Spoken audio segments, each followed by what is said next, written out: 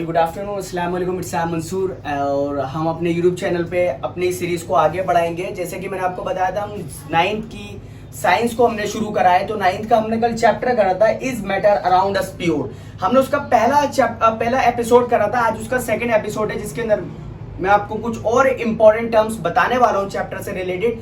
देखो जी, मैं आपको एक बहुत काम की बात बता दूं, आपको पूरी एनसीईआरटी पढ़ने की जरूरत नहीं है, ना आपको कोई रिफ्रेशर खरीदने की जरूरत है। अल्हम्दुलिल्लाह आप मेरे सारे नोट्स कर लीजिए, ये इनफ होंगे और पेपर इसी में से आएगा 100%, ठीक है, इंशाल्लाह। तो मैं आई होप कि जो मैं पढ़ा रहा हूं आप उस पर कॉन्सेंट्रेट कर रहे हो। और ये हमारी स्टार्टिंग से हम वीडियो बना रहे हैं, हल्के हल्के इंप्रूवमेंट इसके अंदर हम जितना पॉसिबल हो सकता है उतना पॉसिबल करेंगे।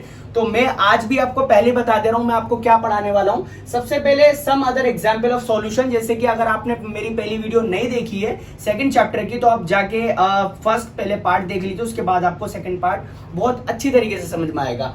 उसके बाद हम पढ़ने वाले हैं यहाँ पर सेकंड है प्रॉपर्टीज ऑफ सॉल्यूशन। सॉल्यूशन की प्रॉपर्टीज कौन सी होती है।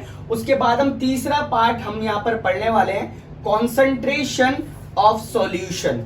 सॉल्यूशन का कॉन्सेंट्रेशन मतलब इसके अंदर हम कई सारे पार्ट पढ़ेंगे। डाइल्यूट सॉल्यूशन पढ़ेंगे, कॉन्सेंट्रेटेड सॉल्यूशन पढ़ेंगे, उसके बाद सैचुरेटेड सॉल्यूशन पढ़ेंगे। उसके बाद how to find concentration of solution, मतलब कुछ न्यूमेरिकल्स को सॉल्व करने के लिए आपके मतलब कुछ न्यूमेरिकल्स आएंगे, उनको सॉल्व करने के लिए कुछ फॉर्मूले हैं यहाँ पर 1 2 3, आप इनको कर लोगे अल्हम्दुलिल्लाह आपके सारे फॉर्मूले क्लियर हो जाएंगे। तो हम शुरू करते हैं बिना पकाए, let get start our video. So some other example of solution.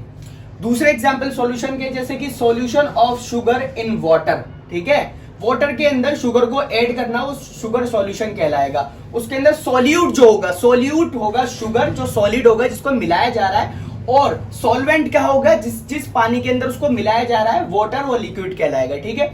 अब अगला हमारा सॉल्यूशन का अगला एग्जांपल जो है वो है solution of iodine in alcohol. ये मोस्ट इंपोर्टेंट है, पेपरों में पूछ लिया जाता है ये solution of iodine in alcohol, ठीक है। इसको टिंचर ऑफ आयोडीन के नाम से भी जाना जाता है। आपसे पूछ लिया जाएगा टिंचर ऑफ आयोडीन क्या है, तो आप बताओगे solution of iodine in alcohol, ठीक है। इसके अंदर आयोडीन सॉलिड है, मतलब सॉल्यूट है जिसको मिलाया जा रहा है, और जिसके अंदर मिलाया जा रहा है वो अल्कोहल है, लिक्विड, मतलब उसको सॉल्वेंट कहा जाएगा।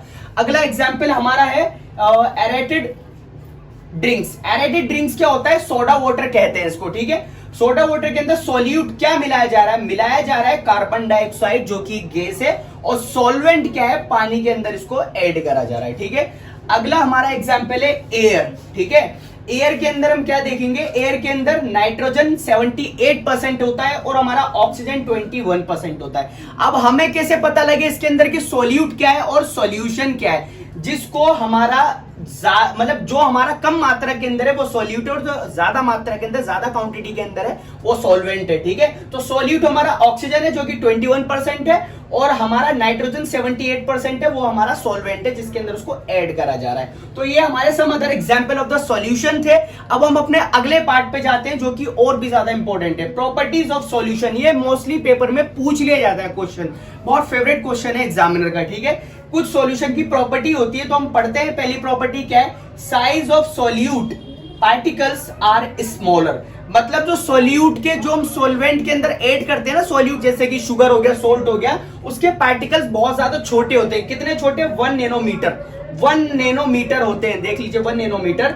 और इसको अगर हम इस तरीके से भी लिख सकते हैं 10 की पावर -9 मीटर, ठीक है। दूसरा हमारा पॉइंट है solute particles cannot seen by naked eye, ठीक है।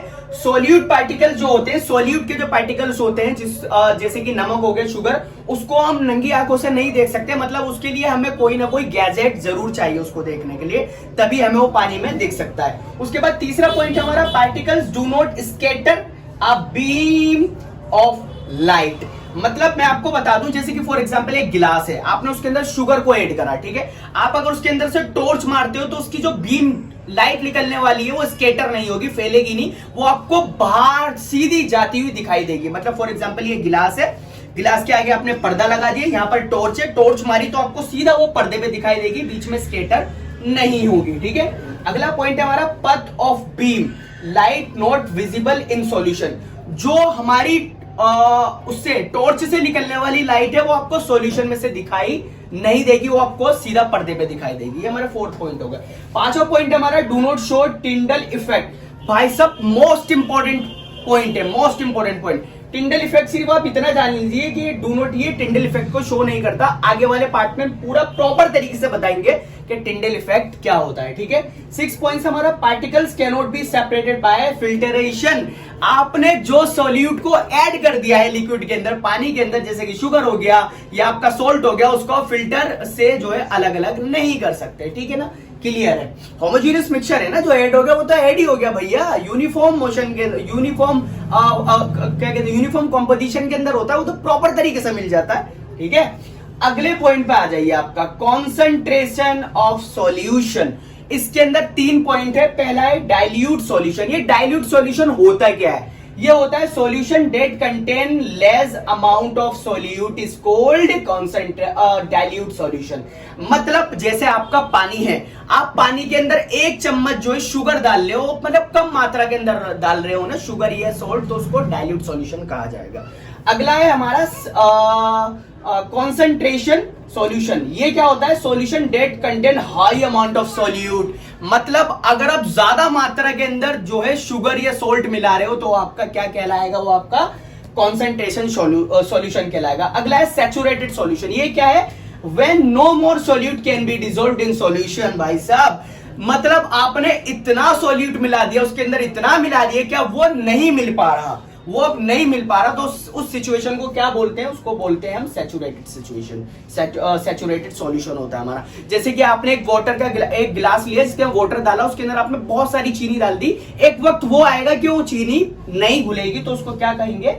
उसको सैचुरेटेड सॉल्यूशन कहेंगे। अब आ जाइए न्यूमेरिकल्स को आप सॉल्व कैसे करोगे, उसके कुछ फॉर्मूले।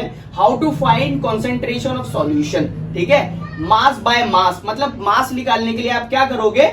मास ऑफ सॉल्यूट ऊपर रखोगे, उसके बाद मास ऑफ सॉल्यूशन नीचे रखोगे, उसके बाद मास सॉल्यूशन, मतलब मास जो टोटल सॉल्यूशन है और जो सॉल्यूट मिला जा रहा है, इनटू में 100 करके आप इसका निकाल लोगे। अगला है मास बाय वॉल्यूम, मतलब आप वॉल्यूम किस तरीके से निकालोगे मास, ठीक है। इसके अंदर आप है मास ऑफ सॉल्यूट, उसके बाद है वॉल्यूम ऑफ सॉल्यूशन इनटू में 100। ये आपका दूसरा फॉर्मूला हो गया।